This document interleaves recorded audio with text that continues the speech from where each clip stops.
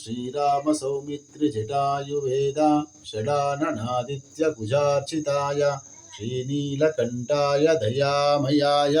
श्रीवैद्यनाथाय नमः शिवाय गङ्गाप्रवाहेन्दुजटाधराय त्रिलोचनाय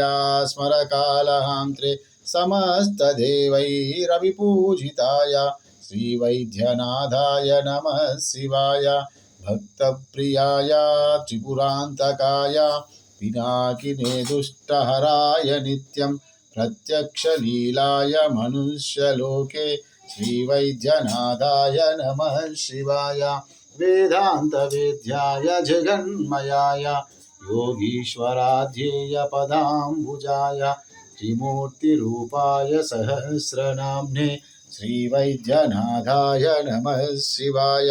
श्रीवैद्यनाथाय नमः शिवाय।